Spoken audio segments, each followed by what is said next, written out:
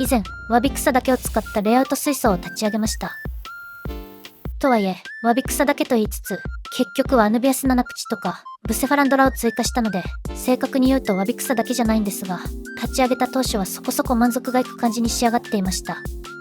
しかしそれから1週間くらいすると苔が蔓延しました。ということで今回は立ち上げ初期の苔を対処しつつ、自分的にはちょっとチャレンジングな生態を導入した話をお届けしようと思います。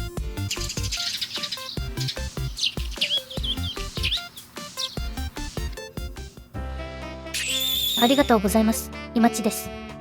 45センチ水槽にわび草を入れて立ち上げ、1週間が経過しました。すでに苔が出始めています。立ち上げ初期の不安定な時期に出る苔なので、そんなに気にすることでもないのですが、これまでの経験的にちょっと苔出るのが早いかなと思い、早々に対処していこうと思います。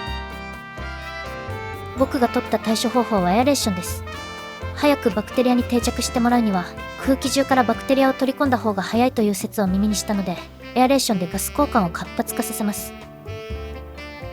それに僕は大体のことはエアレーションが解決してくれるという謎の迷信を胸に秘めているので、そういう意味でもエアレーションは最強です。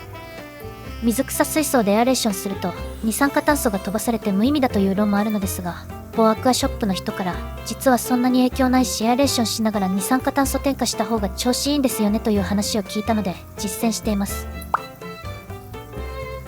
ということでそれから3日経った状態がこちらです。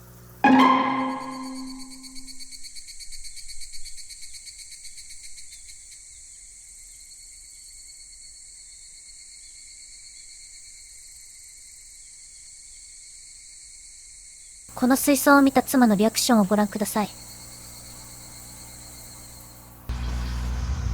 1個で失敗ね。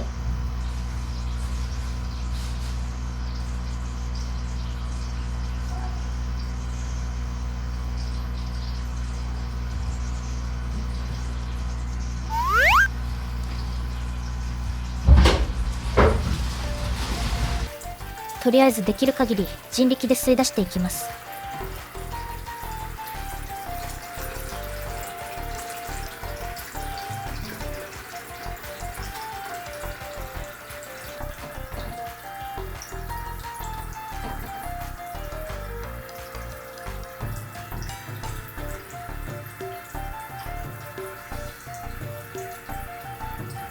そしてさすがに苔取り生態を入れないと無理になってきたのでエビを導入します。南沼エビです。ヤマト沼エビだと化粧砂部分にソイルを運んできちゃうと思ったので、ここは南沼エビに頑張ってもらって苔を一掃することはできなかったので、結局ヤマト沼エビを入れることにしました。ダメやん。やはり南沼エビとヤマト沼エビの苔取り能力には大きな差があることを身をもって知らされました。南は繁殖しまくりますが、ヤマトが入っている以上チエビは食べられちゃうんじゃないかと思われます。ヤマトを入れて5日後の様子がこちらです。大体の苔はなくなってくれました。でもしっかりと前面にソイルが運ばれている形跡があります。面白いね。ということで苔の話ばかりしていましたが、この時点で立ち上げから3週間以上経過しているので、わび草の方もそこそこ成長してきています。なので水面まで到達している水草をトリミングして適当に差し戻しをしていきたいと思います。わび草を置くだけシステムでやっているので、何の水草をトリミングしているのか自分でもわからないのが若干もどかしいですが、それを気にするならわび草を使わない方がいいので全面的にスルーしていきます。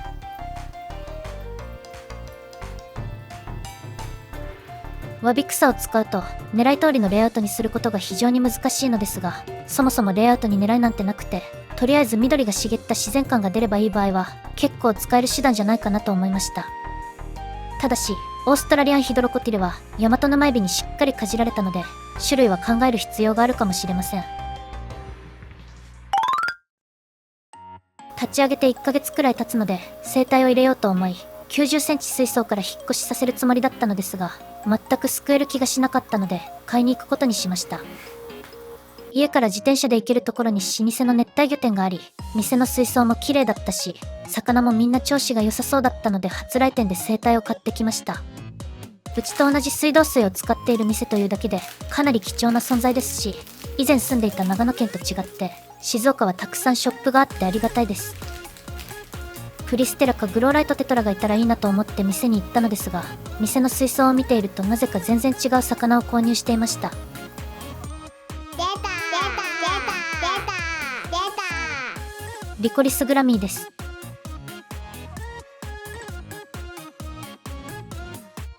インドネシアやマレーシア原産の小型のグラミーで、ベタの親戚にあたるらしく、オス同士は小競り合いをするみたいです。店の人によると、生息する川によって赤系と青系があるみたいで、僕が買ったのは青系のようです。水草や流木の影に隠れる性質があり、心配になるくらい初日は出てきてくれませんでした。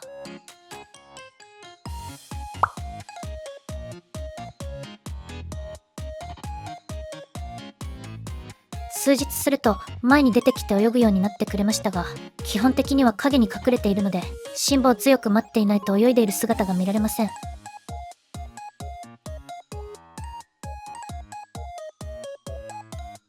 もっと買い込んでいけばヒレが発色して鮮やかな姿を見せてくれると思うので楽しみです。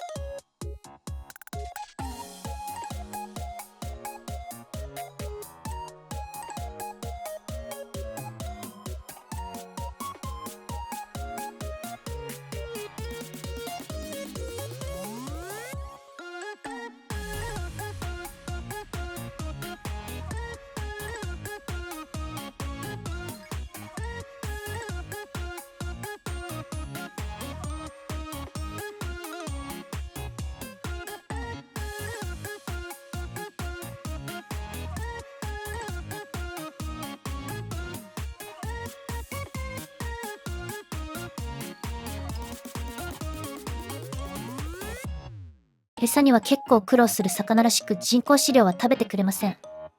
もしかしたら陰でこっそり食べているかもしれませんが、少なくとも僕は人工飼料を食べているところを見たことがありません。次に試したのは冷凍のブラインシュリンプです。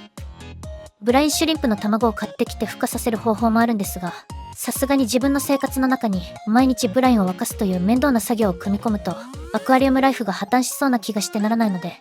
なんとか冷凍ブラインで手を打ってくれないかとリコリスグラミーに訴えてみたのです。これはちょっと反応している気もしたのですが、目視できる範囲では冷凍ブラインを食べているところが確認できませんでした。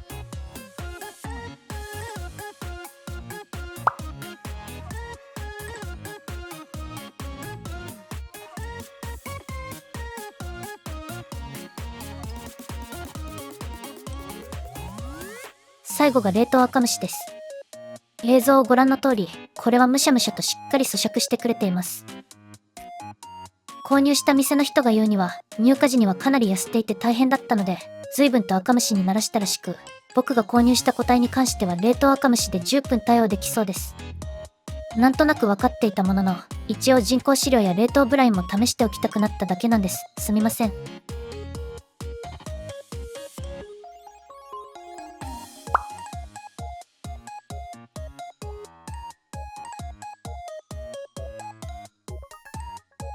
リコリスグラミーがやってきて2週間ほどが経ち、おそらく導入初期の体調不良などはなく、なんとか順調に飼育できていると思われます。風山石にはびったりと苔が蒸していてなんか嫌な感じですし、化粧砂ゾーンにソイルが散らばっていて見栄えが悪いですし、冷凍赤虫を与えるってことは水質悪化にも気を配らないといけないですし、弱酸性の水質が好きなリコリスグラミーに合わせるなら、今後もしかしたらマジックリーフとかを入れてpHの調整をしなきゃいけないのかもしれないですが、とりあえず課題を一つ一つ後回しにしながら頑張ろうと思います。